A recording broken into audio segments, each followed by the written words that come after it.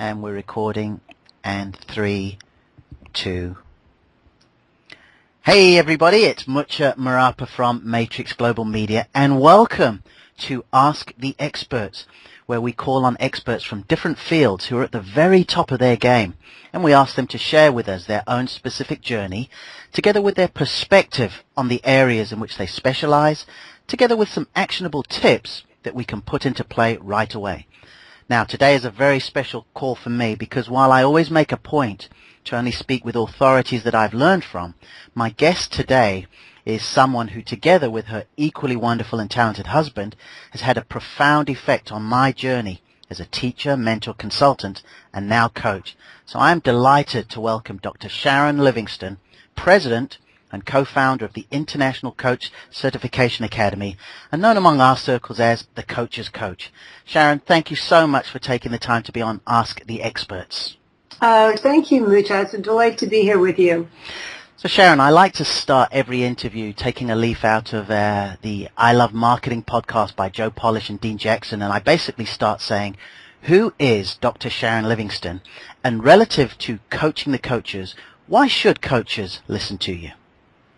Oh, my goodness. Well, I could answer that question from so many different places. You know, my training is in psychology, and one of my specialties is creative process. And I help people get in touch with their various personality parts. And so at any given moment, you know, I'm a magician, and I'm an innocent, and I'm a caregiver. I think I play caregiver quite a bit.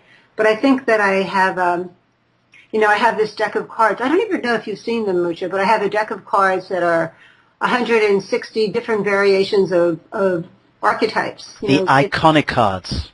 Yes. Oh, yes. Yes, indeed. And I think the one that I identify with most often is the magical child, which is the combination of wizard and innocent, and, you know, the idea of everything is possible and having the ability to transform. So I see myself as a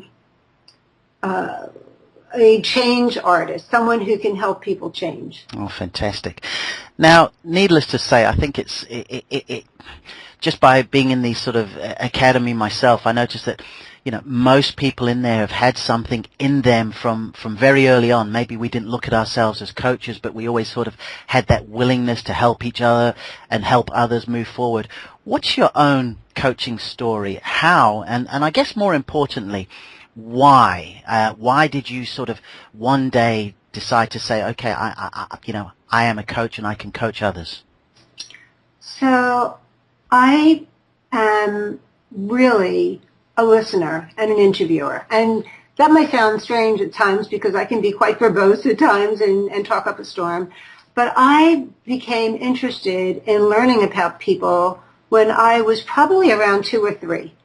And at age 3, I had a working mother, and the only time I would see her was when she was home ironing like 27 shirts at a time, and she prided herself in ironing all my brothers and my dad's shirts. And I was the baby after everybody, the boys were, I had 3 older brothers who were pretty much grown. So my dad had shirts and my brothers had shirts, and we would go in the basement where it was cool in the summertime, and she would be ironing. And it was one of the rare times she was home. And I learned that if I asked her questions about herself, she would relate to me. So I learned that by inviting people to talk about themselves and find out about them, they became related to you. So it started when I was a tiny little girl, and I fine-tuned those skills, you know, through psychology and an interest in learning about myself and the rest of the world. And I got a lot of gratification out of helping someone talk. So that's kind of where it started, way back when I was a teeny tot, and Isabel might be doing that for you soon.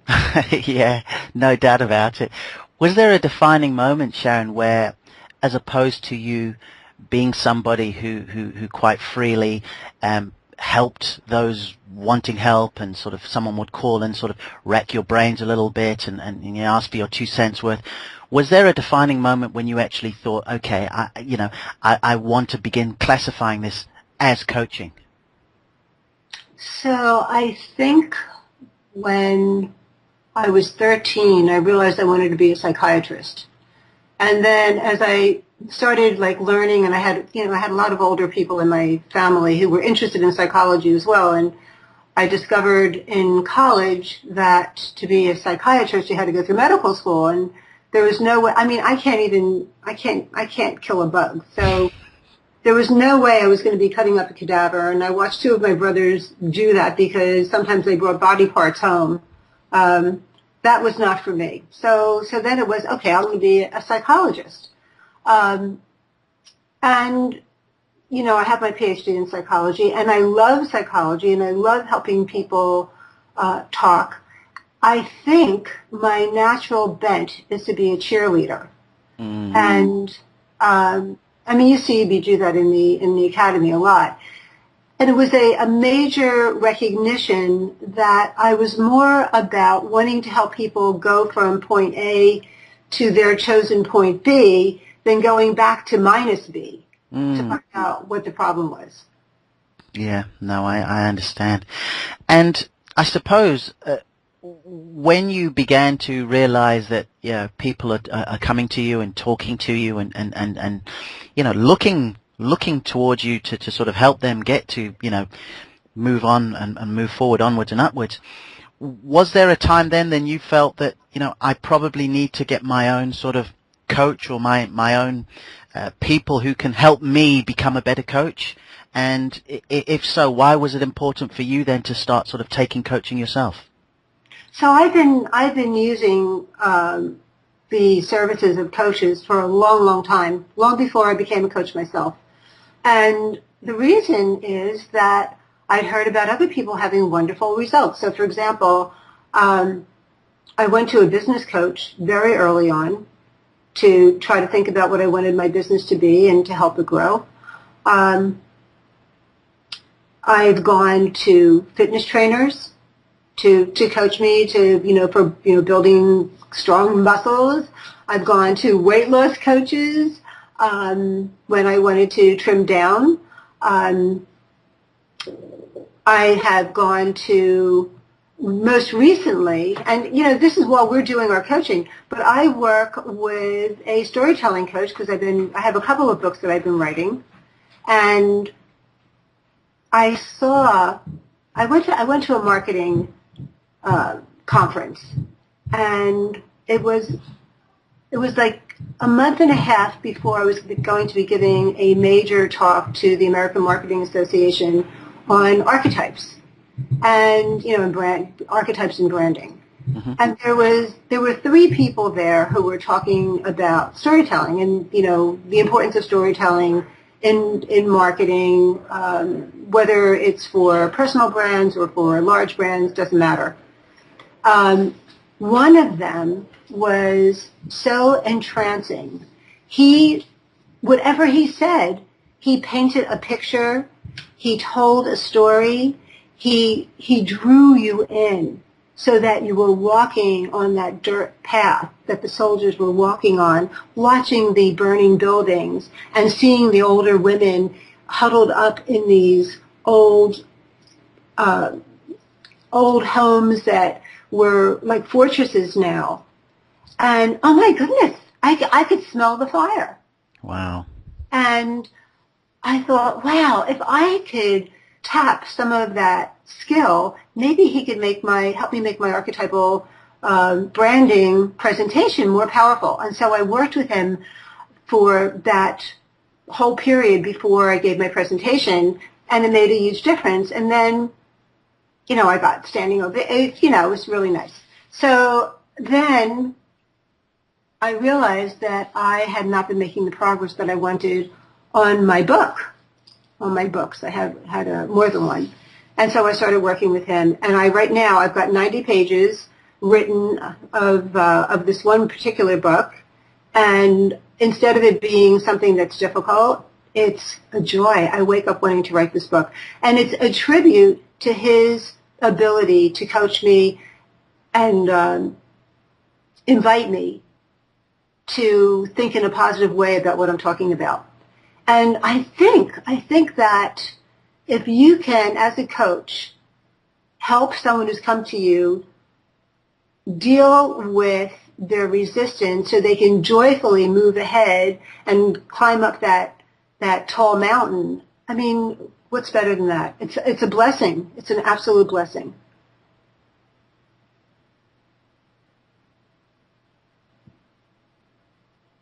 Did I lose you? No, I'm here, Sharon. Sorry, I put myself on mute, so I just I'm here. I'm here. Okay. I think one really interesting thing from sort of working with both you and Glenn and being in the academy was the real eye-opener about the different areas of coaching. And, I mean, you even created a book on the coaching niches, as we say in this part of the world.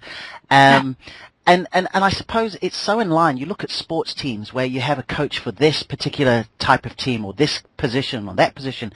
And yet in life, like what you were saying, for the longest time, we limited it to a life coach or a business coach and nothing in between. But you're saying that you've had coaches to help, a coach to help you write a book.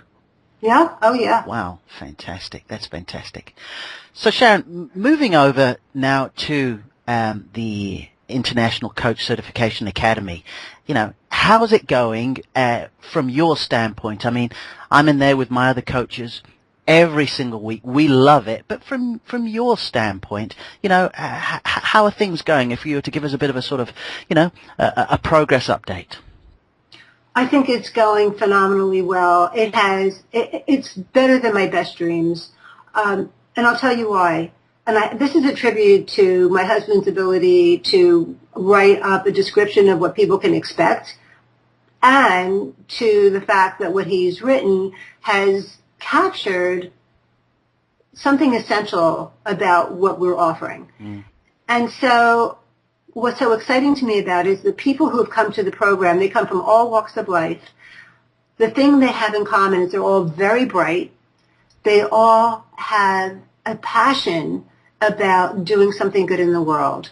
And they have very different interests. I mean, we've got people who are helping people adopt kids. We have people who are helping people who've got adult ADHD, working with kids with ADHD, working with people who have breathing difficulties with asthma and how to deal with that. Discovering your feminine power, discovering your masculine power, working with to improve marriages. I mean, on and on and on. How to become an IT consultant, how to publish your book, how to self-publish. One thing after another, one topic that I never even would have guessed, that go beyond the 101 niches that we have in our ebook.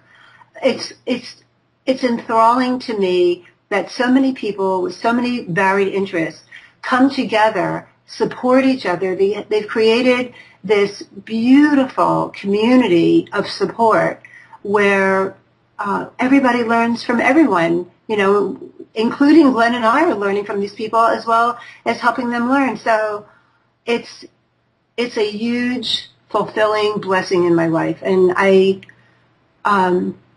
don't know how else to say how beautiful the experience is. It's, I knew that we'd be helping people. I didn't realize how much I'd be gaining from helping. It's No, that's fantastic. And I suppose then moving on, what inspired the decision to create this with Glenn? Because, it was very clear that both you and Glenn are sort of, high achievers in different sort of fields prior to becoming synonymous with the academy.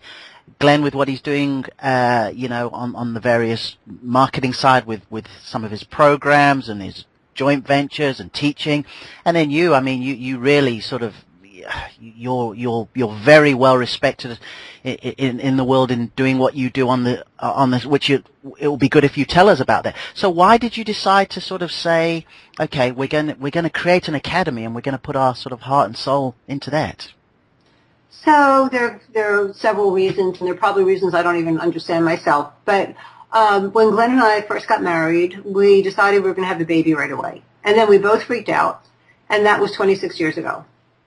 And I continue to work in the field of marketing research, and I've taught people how to use techniques from psychology, usually called projective techniques, to really understand what customers want and what specifically you can do to help them have it. How do you create products that are meaningful and fulfill their needs and are authentic? So I had been doing that for a long time, and it was a very big business, and Glenn was a therapist for a while. Then he fell in love with the marketing side through, he learned about marketing through my business, and then he took it to the internet and created his own direct marketing business. And so we were both very happy doing that, but there were some things that were not perfect. So, for example, the work I do requires me to travel a lot. And I love my husband, I love my dogs, I love my home.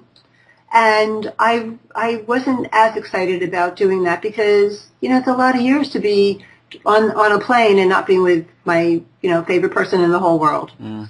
So that was one thing. But another thing is that I've always wanted to be giving to the world. And, and I think that in doing marketing research, I do create a really wonderful environment, and people in the back room would always say, wow, you're doing therapy with them, or you're helping them, and these people, wow, they tell you everything. And then sometimes they look at me and they say, can I tell you about blah, blah, blah, blah. Mm-hmm. And that would happen all the time. So I've always known that I have that gift. Mm-hmm. And the other part, working in large corporations, you find out too much. Like I know too much. And what I mean by that is, do you know that some pharmaceuticals come out and they're only 20% effective, and they charge big amounts for what this is, and you could probably do better taking some golden seal or some natural herbal remedy. And it started bothering me. And I want to help people and I want to do good things, but if it's only 20% effective, and that gets through the FDA, there's something wrong with that. And then if you work on pet food. So cats are supposed to have meat. Cats are carnivores. And so, for example, there are some brands out there like Meow Mix, for example, I've discovered, makes a lot of cats sick because there's so much grain in it. Cats aren't supposed to eat grain. And how can you feel good about helping companies market something that's got some tragic flaw in it? Mm. And, the bigger the profit motive sometimes, the bigger the flaw. Gotcha. So, sometimes I think, gosh, I should write an expose, and then I think, oh yeah, they'll kill me. Yeah. No, I understand. I better be careful what I say. But the more essential thing is that I love people. Mm. I see the good in people.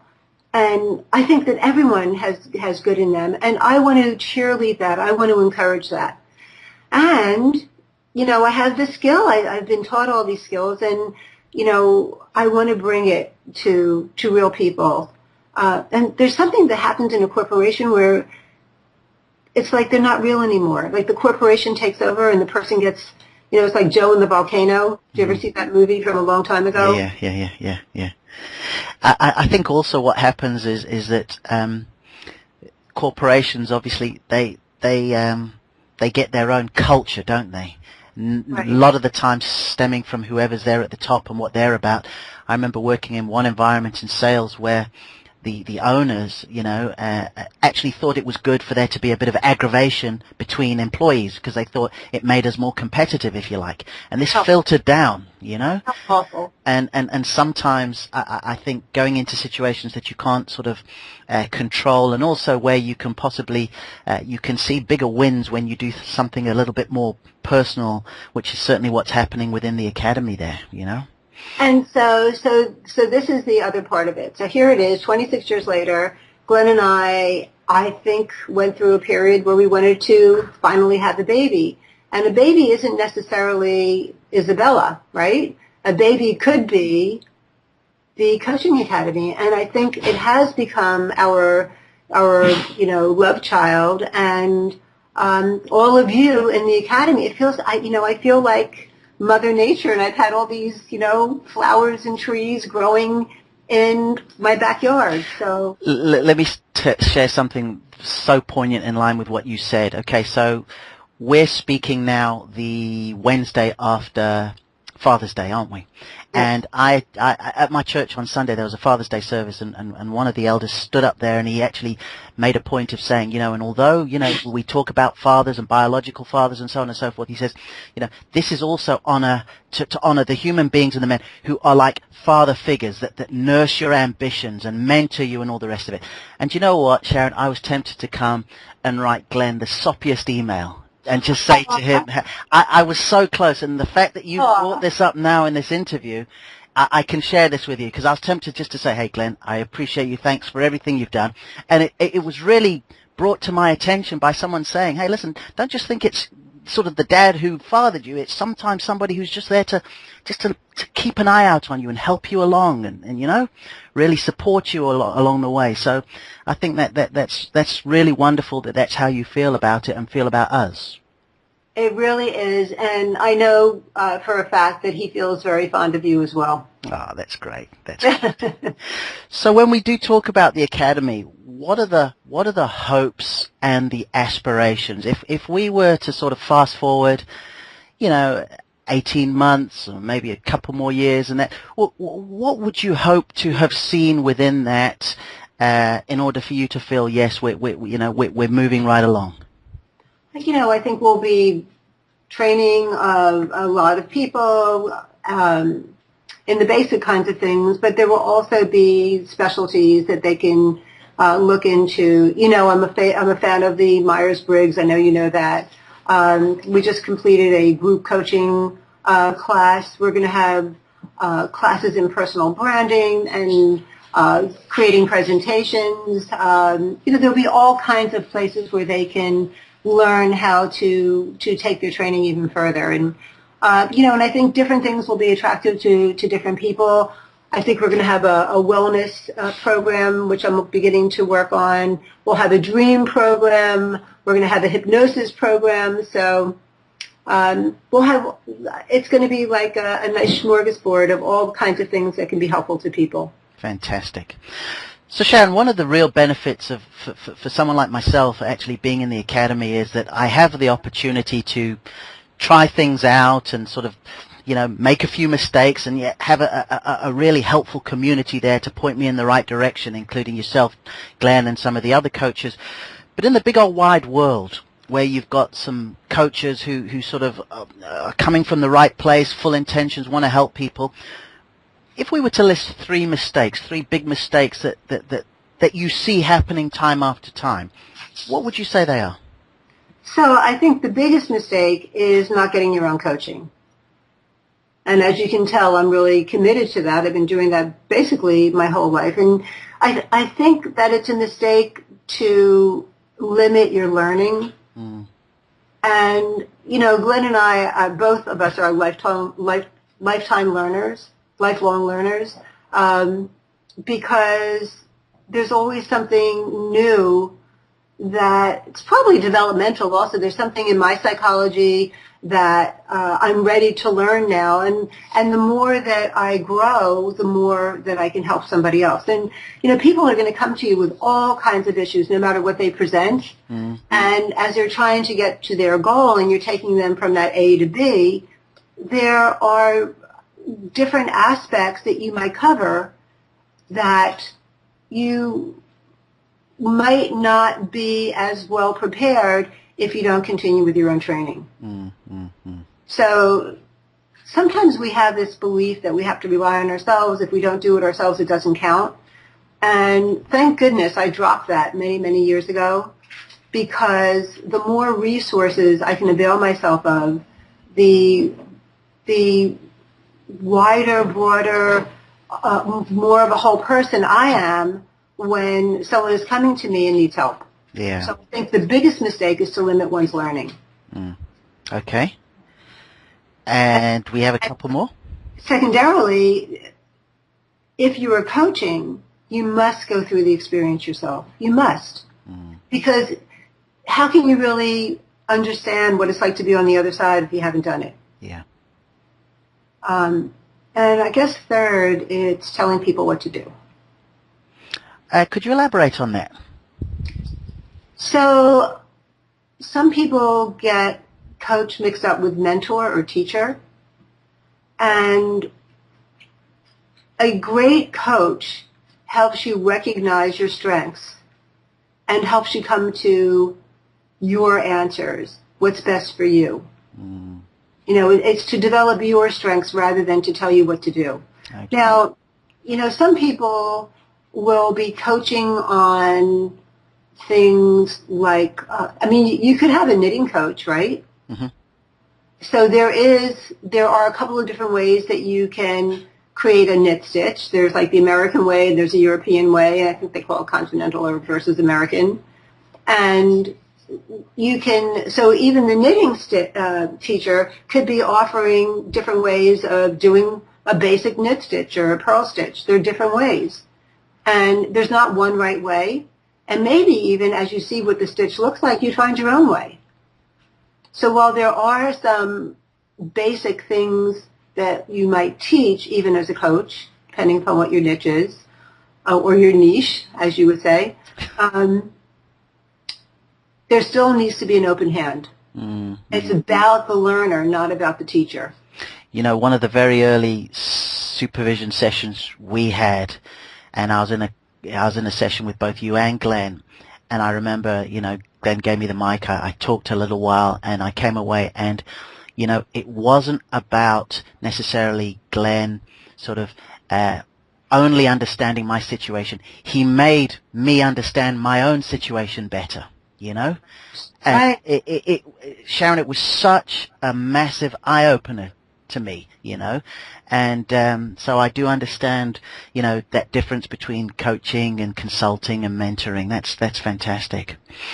So when we move on here, though, and I don't think I'm speaking out of place when I say that I feel that you take a particular, you know, shine to other coaches. You know, you're cheering them on, you respect what they're doing, and while you would be able to coach your chief executive or anybody else wanting to do something, why is it that you particularly enjoy coaching coaches, Sharon? They have passion. They have passion for some particular aspect of something that they figured out and they want to help people with. And there's something delightful about that. You don't see it as much in executive coaching. You don't see it as much, you know, in business coaching. Please forgive me for, you know, for saying that. Sure. But, you know, like if you go into a large corporation, you're dealing more with the pain. Mm-hmm. And with the people who have chosen to be coaches, you know what, it's kind of like a rebirth. It's like they've gotten to a stage in their lives where they're doing what they've always wanted to do. Yeah. And it's like watching a birth, except that it's with someone with intelligence, and you know they're full of joy, they're full of passion about, wow, I know what I want to do. This is what I want to do. I've always wanted to do it, and I've been doing this thing and that thing and the other thing, and yeah, it was okay, and I learned from it. But this is what makes me feel good about myself. And how could you not love that? No, fantastic. So on the flip side, what is your advice to those who tend to be a little bit sort of skeptical about coaching? You touched on it a little earlier, where people, you know, and I don't want to necessarily say old school, but, you know, you get some sort of folks who grew up in that sort of environment where somebody says, oh no, I've just got to rely on number one, you know, I just, you know, or pull myself together, I have up days and down days and so on and so forth. What would your advice be to those who don't necessarily feel that coaching can play a role? So how many of us would educate ourselves, you know, go to kindergarten, go to grammar school, go to secondary school, go to college? I mean, how could you educate yourself if you didn't do that? There aren't too many people who would educate themselves and find the books on their own, or, you know, learn how to do math, or who would learn how to read if we didn't have school? And so, to me, the coaching that I've taken for myself has been like a series of different degrees that I've gotten in college. Yeah. Because there are opportunities to learn more, and it's kind of like,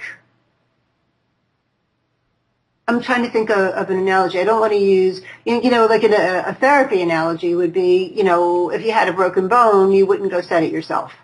You would go to the doctor. So I'm trying to make that into a coaching analogy. And, like if I wanted to learn how to do math, I can't imagine trying to figure it out myself and not going to someone who already knows how to do it. And this is where I think there's so much irony, because certainly in the sort of direct response marketing / copywriting space and world, the one thing that's really impressed upon us, and I know it would be the same for any other industry, is to adopt, like what you said earlier on, a learning culture that shouldn't be actually benign. It should be expected of you. And the ones that study the most tend to be the ones that move forward. And it just really doesn't cease to amaze me how we grow up, like you said, being encouraged and at times told, go to school, go to class, there's a big importance on learning. And then when we get out into the big old wide world, it almost stops. Which is insane, right? So, why wouldn't you want to continue learning? Gosh, I hope I do that every minute of my life. Yeah, indeed. And it just makes me a fuller, more educated, more experienced person. So, and what's so great about a coach is that they have a lot of experience that I don't have. Like my storytelling coach, for example. Gosh, he has really helped me to crystallize what I need to do, rather than going around and around and around in these constant circles where I don't get anything done. John Chancellor, who with Glenn heads up our productivity coaching, and, some people call it accountability. People talk to him for 15, 20 minutes at a time about something they want to accomplish, and oh my gosh, now they're accomplishing it. Yeah. How fabulous is that? No, I totally agree. So in line with that, Sharon, for anybody who I suppose to this stage has enjoyed being there for others and offering advice, they've always been the one that close friends and associates will call or want to speak to when something goes up. What would your advice be to those kind of aspiring coaches who now, for want of a better word, want to go pro, want to go to that next level? Well, first of all, to think about the types of people you really enjoy working with. And I would really recommend choosing that kind of person rather than taking on the challenge of the hardest person in the world to help. I think that some people, when they first start out in psychology, for example, they think that they're only going to be valuable if they take on the hardest person, and that can really kill your spirit. So, because if you have a lot of challenges and they're the hardest people in the world and they don't come along, then it's easy to take it on yourself like you did something wrong. So I recommend thinking about the kinds of people who love to talk to you, who love to work with you, who you've seen do well, and thinking about how to concentrate whatever your coaching specialty is with that kind of person. So even before you pursue coaching further, think about how you might want to start creating your practice. And one of the most important things is who you're going to be helping. Yeah. So, and again, you make that point for a reason, don't you? Just become laser targeted on exactly what it is you're coaching. Right. So once you know who it is, think about how it is you want to help them, what they need. What are they looking for? And we say this in the coaching academy all the time. Like, people don't wake up in the morning thinking, oh my God, I need a life coach. They wake up in the morning thinking, how on earth am I going to get a raise? Yeah. I need to get a raise. It's about time. They've been overlooking me. And it's not just the raise. It's I want the acknowledgement for my hard work. Or what am I going to do about my acting out teenage kid? Or how am I going to make my relationship better? It's really, it needs to get better. This has been really frustrating. Or, oh my goodness, how am I going to get through my math class? Or, so they wake up with a problem. And so you have to think about, well, what kinds of problems do I have a lot of experience with and I think I can help them solve? Mm-hmm. And think about, we talk about going into Amazon.com, for example, looking up your topic and seeing what's been written on it,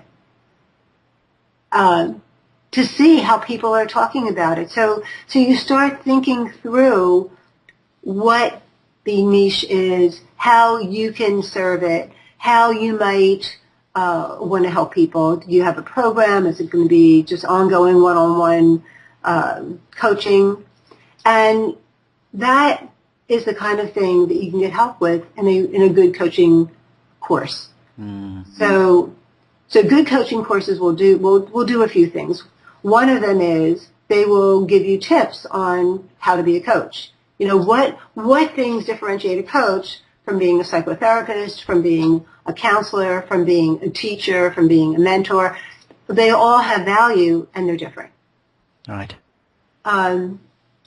If you just want to be someone who helps people with whatever problems to go back in their past, maybe you should be going back to school for a degree in psychology. Mm-hmm. But if you have a specific area where you can help, that's a time to think about coaching. Okay. And you want to find a program that will help you learn basic coaching techniques, what kinds of things work to help the client get from point A to B, how do you get them towards their goal. You also will probably do better in a place that has an active community where people are very supportive and help each other. That has been one of the most valuable things that I've seen come out of the whole program that we put together. It's the people who support each other within the program, and they're, people are on our private Facebook page helping each other all the time. They practice together. They give ideas when people have questions. And so I think that's really important to have a functioning community. And you're only as good as getting people to knock on your door. So you need to find out ways to build your practice, because you could be the best coach in the world, and if no one's knocking at your door, that'll be very frustrating. Mm-hmm. So I think those are the kinds of things you need to think about, find for yourself and work on. Wow, that's terrific stuff. So as we sort of move towards wrapping up here, Sharon, we've just obviously finished the 4-week group coaching program, which I was part of and which I just absolutely loved. Thank you again for that. You're welcome. That was awesome, wasn't it? Really great. So as we move forward, what's, for you, Dr. Sharon Livingston, the coach's coach, what have you got planned over the next 18 months? So the kinds of things I was talking about, creating more programs, and I'm really looking forward to putting together the hypnosis training program, because there are aspects of hypnosis that we do to each other every single day without knowing it. And if you know what that is, you know how to use it to help cheerlead people on, I think that's going to be very exciting for a lot of coaches. And, the Myers-Briggs program that we are releasing, I think is going to be really helpful to people. And I call it Myers-Briggs. It's really, personality preference kind of approach, because